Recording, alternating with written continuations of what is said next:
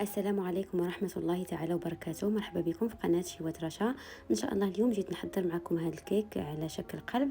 إن شاء الله نتمنى تكملوا الفيديو وتشوفوا طريقة التحضير والمقادير، ونبداو على بركة الله.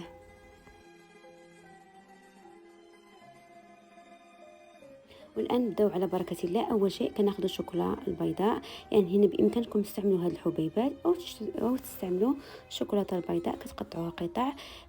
بامكانكم تذوبوها في الميكروويف او في حمام مريم. انا هنا ذوبتها في الميكروويف، ولكن كل 30 سكوند كنخرجوها وكنحركوها، لان الشوكولاته البيضاء كتكون شويه حساسه، ضروري خصكم كل شويه تحلوا وتحركوا. كيف ما كتشوفوا كيدوب كيولي عندنا بهذا الشكل هذا. من بعد كنضيف الملون الاحمر. هنا بامكانكم تستعملوا الملون اللي بغيتو، تخلوه ابيض تخلوه احمر، استعملوا اللون اللي كتفضلوا. انا هنا استعملت احمر وكنحرك وكنشوف اللون الدرجه ديال اللون اللي بغيت. من بعد كنبقى نزيد اللون الاحمر حتى كنحصل على اللون اللي بغيت انا. هنا بالنسبه للشوكولاته من الاحسن تستعملوا الشوكولاته اللون الجيل، يعني ما استعملوش هذاك اللي كيكون بحال الماء. كيخسر لكم الشوكولات، هذا عن تجربه، يعني كيجمد لكم الشوكولات. الاحسن تستعملوا الملونات هذيك يعني الجيل، يعني ماشي السائله. هنا كيف ما كتشوفوا كناخذ هذا القلب، هذا السيليكون ديال هذا القالب ديال السيليكون ديال على شكل هذا القلب، كنديرهم طبقه من هاد الشوكولاته مزيان.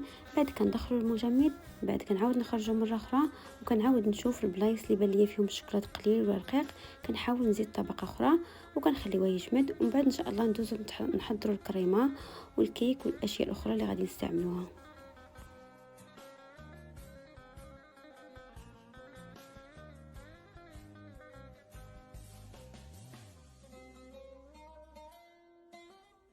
والان بعد ما دهنا القالب ديال السيليكون بالشوكولاط مره اخرى كنخليوه كيبرد على ما بين ما نحضروا الحشوه.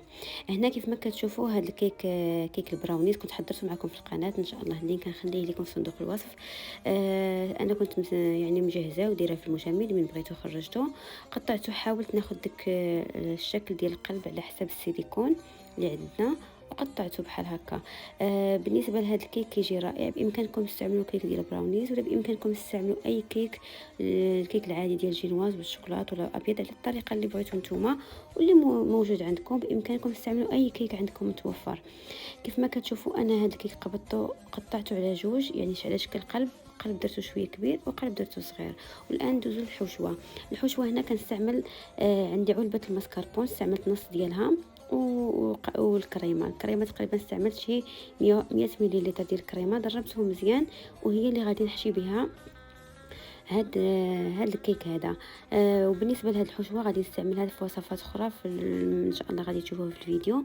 يعني دائما الكريمه والماسكربوني والسكر، لما كانت عندكم الكريمه فيها السكر، لا كانت عندكم فيها السكر يعني محتاجوا ديروا السكر، كنضربوا هذا الخليط وكنحصلوا على هذه الكريمه بهذا القوام هذا كيف ما كتشوفوا.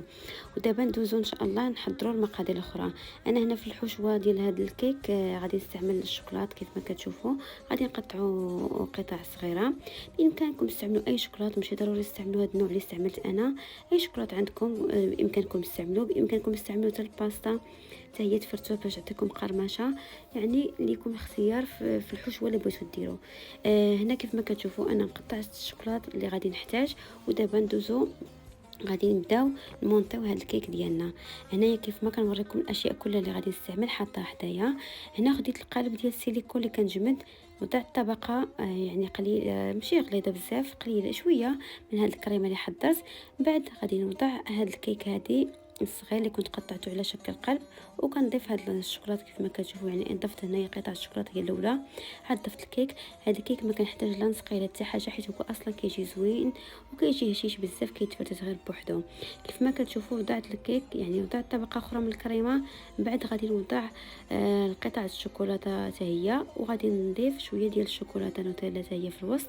ومن بعد غادي نغطي بالطبقه ديال الكيك اللي قطعت كبيره.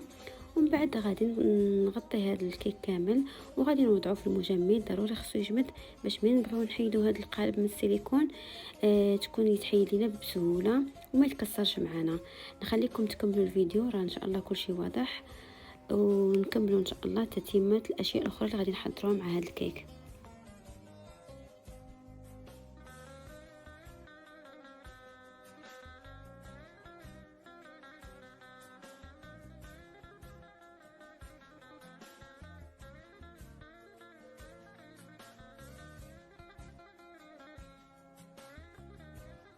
والان كيف ما كتشوفوا يعني بعد ما وضعت الطبقه ديال الكيك اللي كنت مقطعه على الشكل ديال هذا المول هذا، جاتني شويه كبيره. كنحاول نحيد الجوانب يعني الاشياء الزائده كيف ما كتشوفوا باش يجي الكيك نيشان مع قالب السيليكون. انا ما درتش طبقه ديال الشوكولاته، ما غطيتهاش، خليتها بحال هكا. ما بغيتش الشوكولاته يكون عندي غالب بزاف، ولكن بامكانكم تغطيوها بالشوكولاته حتى هي تجي يعني كلها شوكولاته. انا خليتها بحال هكا، يعني لكم اختيار. كيف ما كتشوفوا هنا بعد ما خليته جمد، دابا غادي نحاول نحيد هاد القالب، يعني هاد السيليكون هذا. كيف ما كتشوفوا كيتحيد بواحد السهوله بدون ما يتكسر لينا ديك الشوكولات. نخليكم ان شاء الله تكملوا الفيديو، وغنحضروا الوصفات اخرى اللي غادي نرافقوها مع هاد الكيك، ونشارك معكم ان شاء الله طريقه تزيين هاد الكيك.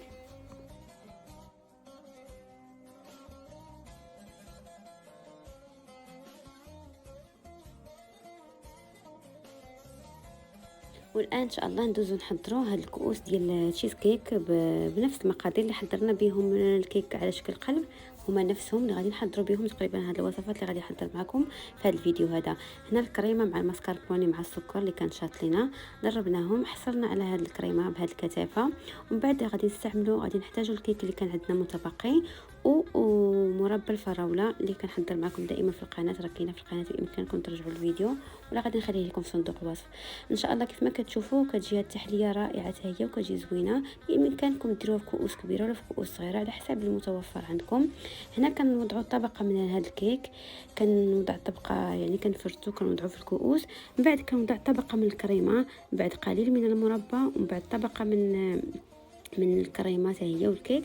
نخليكم ان شاء الله تكملوا الفيديو كل شيء واضح، واخا ما نهضرش راه باين كله في الفيديو. وندوزوا الوصفه الاخرى ديال ميني تارتوريت ان شاء الله.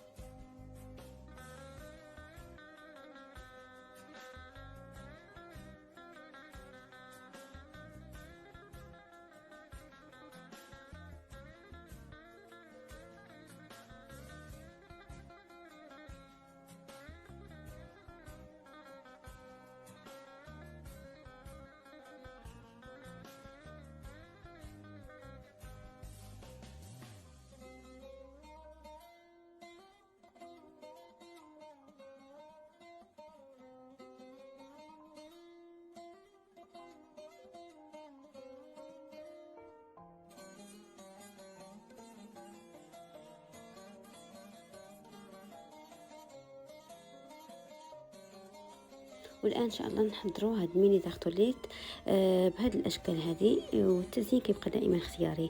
هنا قبضت هاد الميني تارتوليت، قبضت غاناش، درت واحد الطبقه من الغاناش وزينت. كاين اللي زينته بالكركاع، كاين اللي زينته بالكريمه، كاين اللي زينته بالفواكه. يعني التزيين كيبقى لكم نتوما الاختيار، انا كنعطيكم غير افكار. بالنسبه لهاد العجين يعني ديال الصابلي راه كنت حضرته معكم في القناه، ان شاء الله نخلي لكم الرابط ديالو تحت الفيديو. كيف ما كتشوفوا هنايا ان شاء الله نخليكم تكملوا الفيديو، يعني راه واضح كل شيء واضح. كيبقى التزيين اختياري، يعني زينوا هاد الميني تارتوليت بالطريقه اللي بغيتو. انا نص درتهم بالشوكولاط، ونص درت طبقه من الشوكولاط وبالكريمه اللي متبقيه اللي كانت عندي بقات، ونص خليتهم غير بحال هكا زينتهم بالفواكه. وان شاء الله نخليكم باش ندوزو لتزيين القلب، ونشوفوا الشكل النهائي ديال هاد الوصفات كاملين.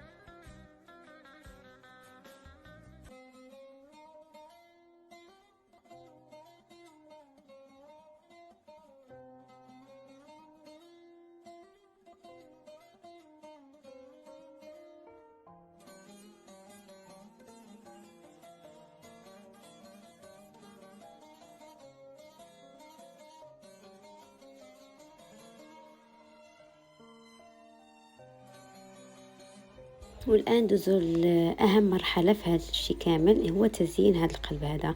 بالنسبة لتزيين هذا القلب يعني دائما ليكم الاختيار على كل واحد والمتوفر والمستطاع ديالو والتزيين ديالو.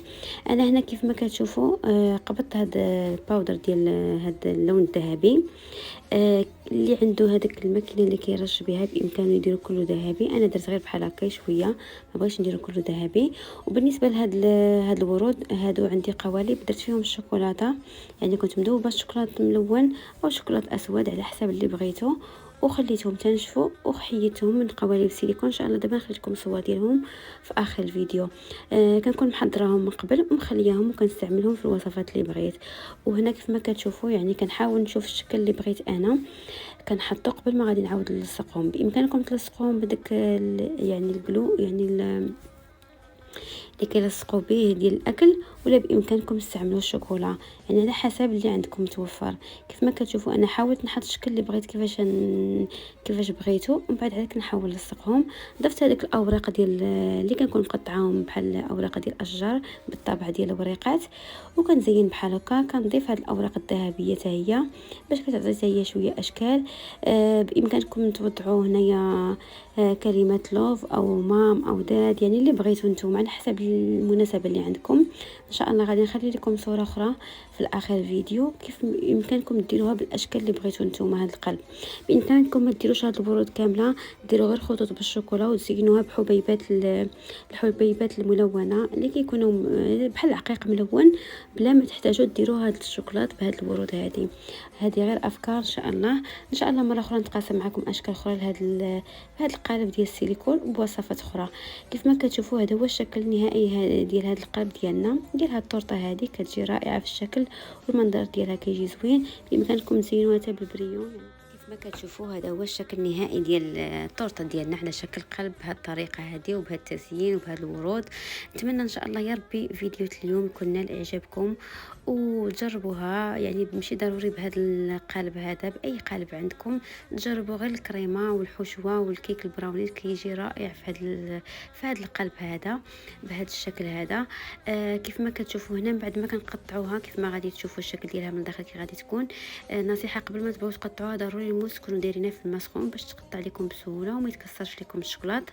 وان شاء الله غادي تشوفوا صوره واضحه كيف ما كتكون من الداخل. نتمنى يا ربي تكون هذه الوصفه نالت اعجابكم، وهاد الاشكال اللي حضرت معكم اليوم تجربوهم وتفرحوا بهم وليداتكم. وهنا كيف ما كتشوفوا هذا هو الشكل ديالها من الداخل كيف ما كيكون، والاشكال الاخرى اللي حضرت معكم. وفي الاخير غادي نحط لكم صوره بامكانكم تستعملوها لعيد الام ولا عيد الاب، اي صوره اي تكتبوا فيها اي حاجه بغيتو.